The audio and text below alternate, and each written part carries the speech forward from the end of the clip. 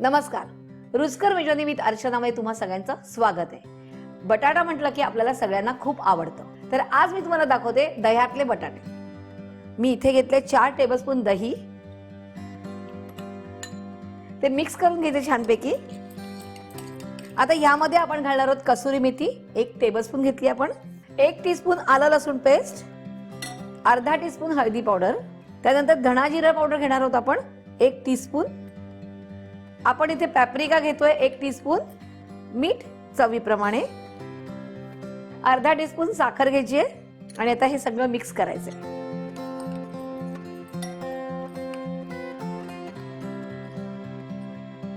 Mix करून झालेलं आहे. आपण आता एका कढईत तेल घेऊया. 2 टेबलस्पून तेल घेतोय.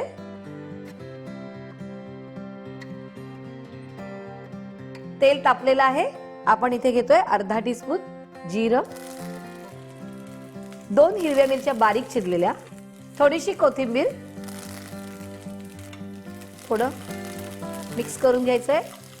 आणि आता ह्यात घालायचंय 2 टेबलस्पून बेसन डाळीचं पीठ आणि हे छान भाजून घ्यायचंय.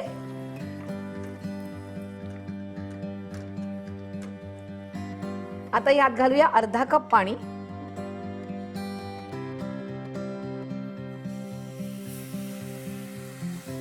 थोडंसं उकळून द्यायचंय.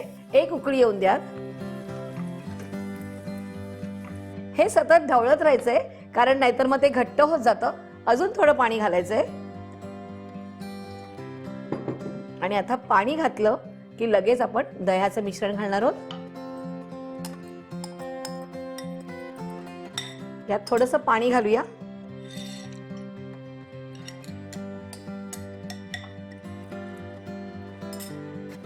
एकदा मिक्स करून घ्यायचंय.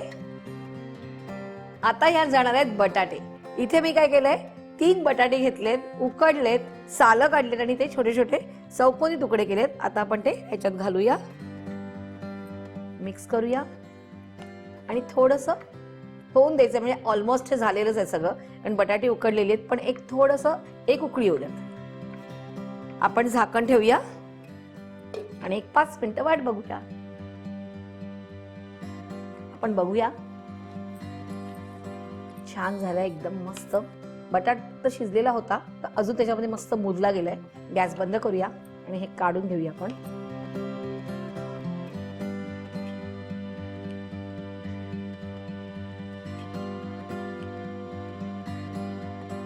दही बटाटा तयार आहे. आपण आता गार्निश करूया कोथिंबीरीने. बटाटे आपल्याला वेगवेगळे प्रकारे करायला खूप आवडतात. तर ही एक वेगळी पद्धत जरूर करून बघा आणि मला कमेंट्स मध्ये कळवा.